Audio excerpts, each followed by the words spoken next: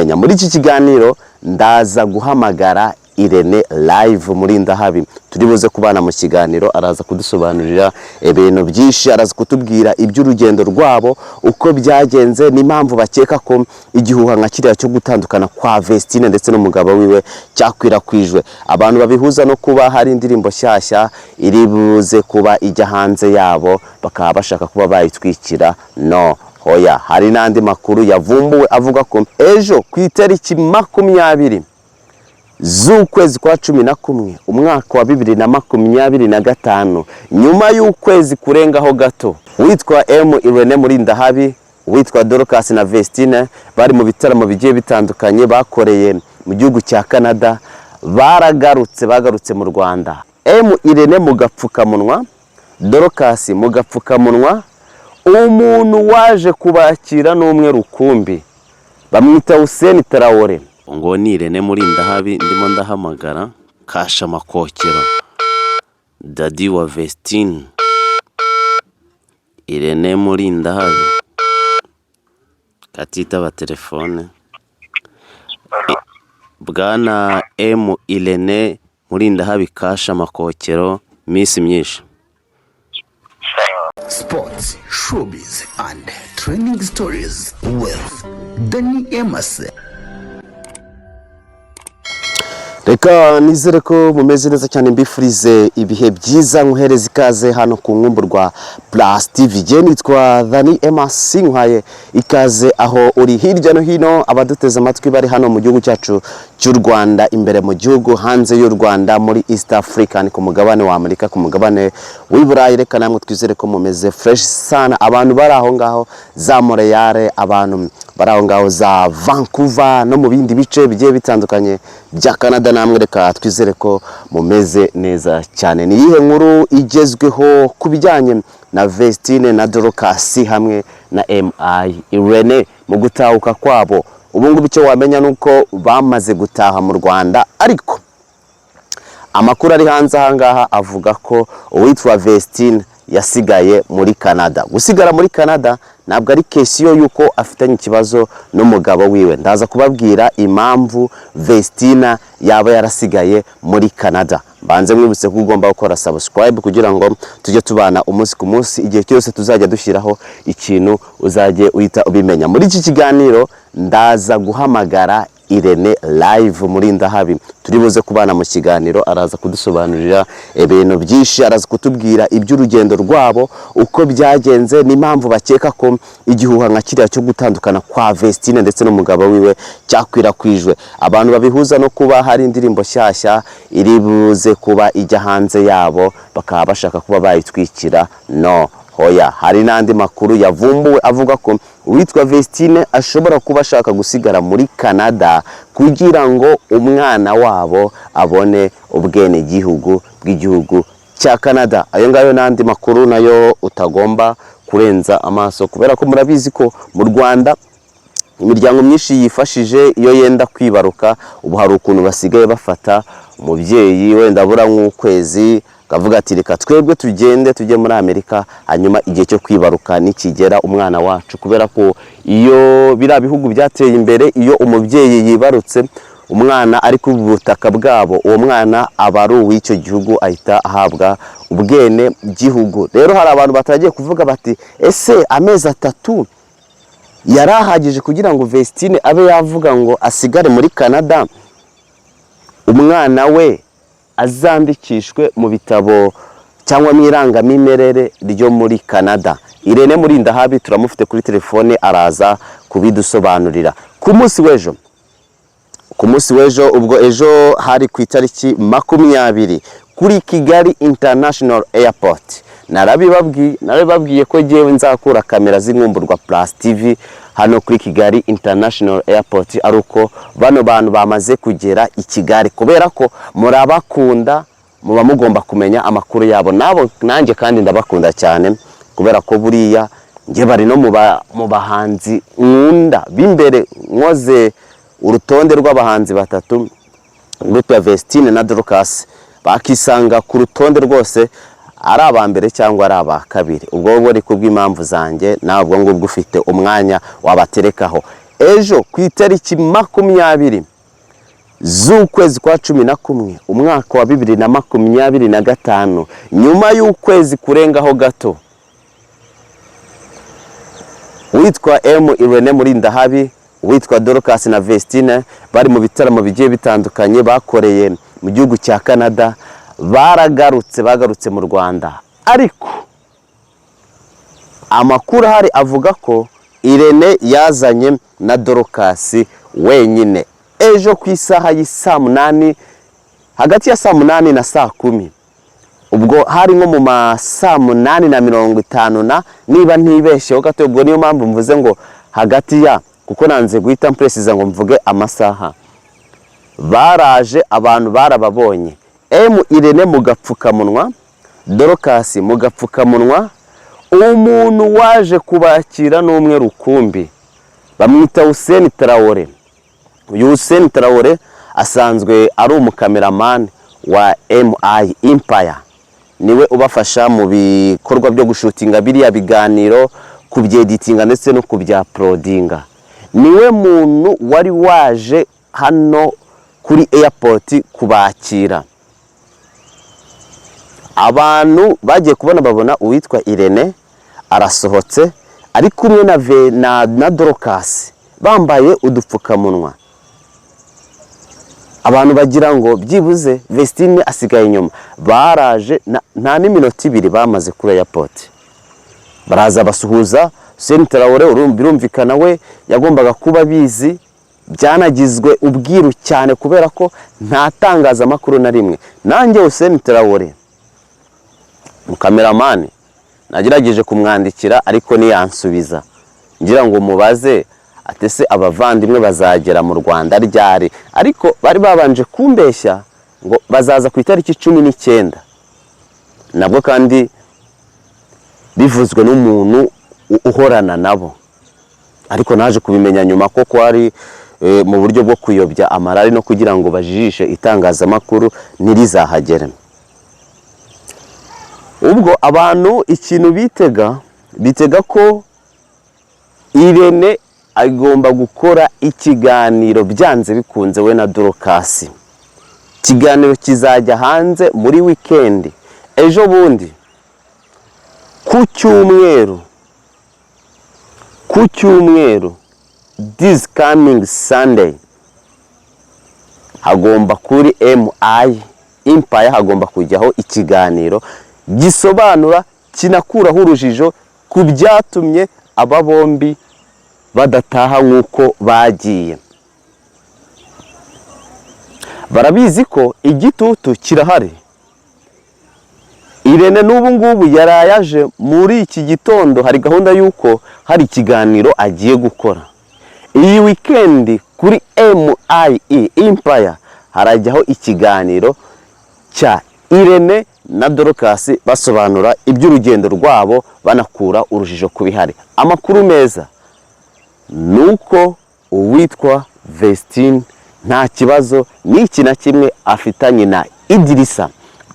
Ahubwo dore ikintu cyatumye abantu bavuga ko Dorcas Vestine atazagaruka.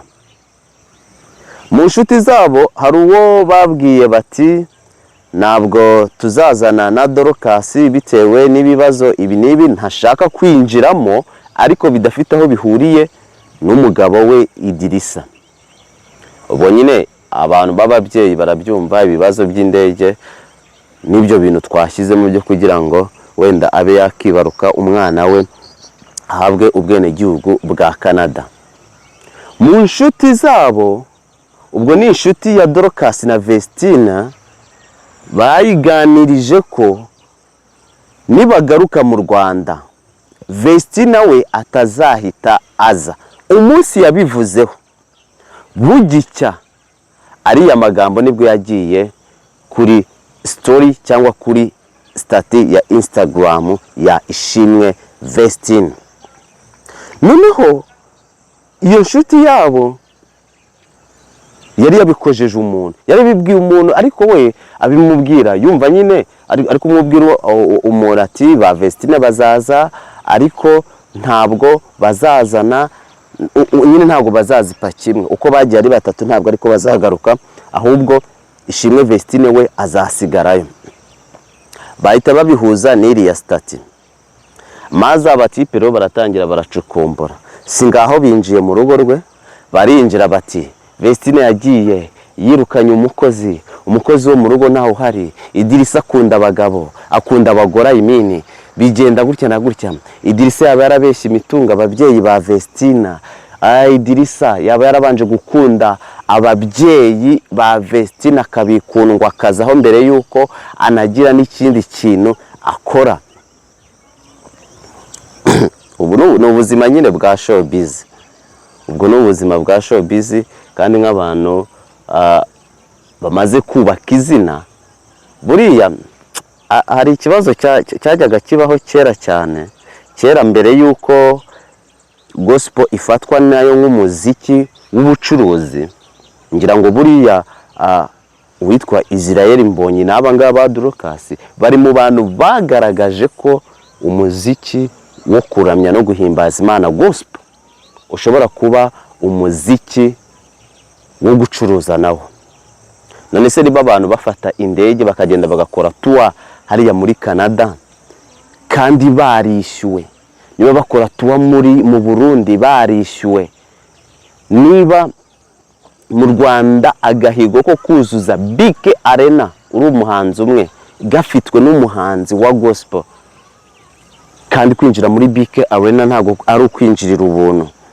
Ibyo ni bigaragaza ko umuziki wo kuramya no guhimbaza Imana wamaze kuba ubucuruzi. Byagaragaye ko wakora ivugabutumwa ariko ukanacuruza, imibereho yawe ikaba myiza. Kubera ko kera wasangaga umuhanzi wa gospel arinvestinga mu gukora indirimbo no gukora ibitaramo, ariko ejo bundi tukaba twamubona asabiriza, ejo bundi tukaba twamubona akora akazi nyine katari k'umusitari.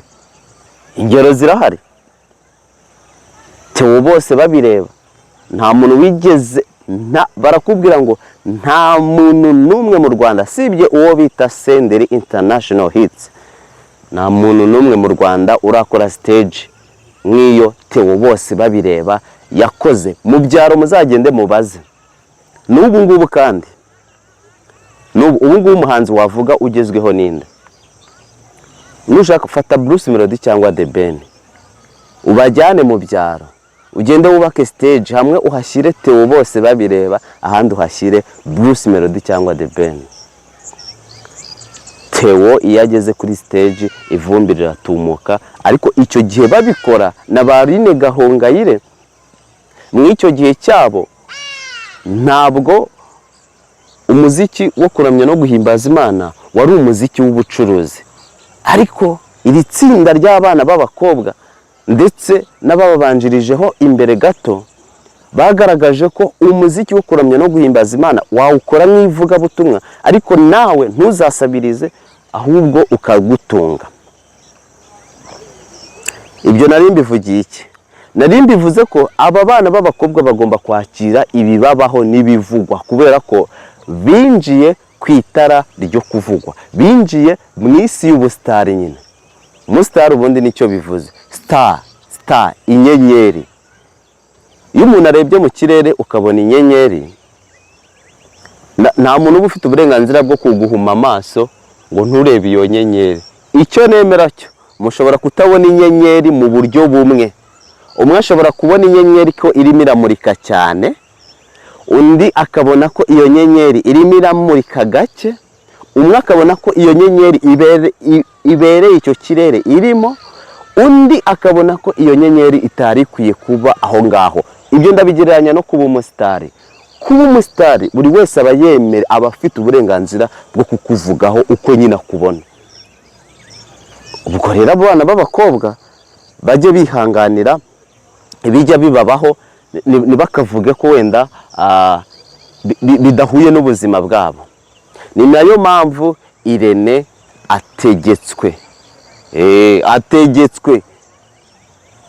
ategetswe kwandika itangazo rigenewe abanyamakuru, abakunzi, abafana b'iri tsinda rya Vestine na Dorcas bagasobanura ni ikihe kibazo kiri hagati ya Vestine n'umugabo we, niba gihari koko, niba kidahari ni ikihe kintu gitumye uwitwa Vestine asigara muri Canada hanyuma Dorcas akazana na dadi wabo nk'uko bakunda kubyivugira.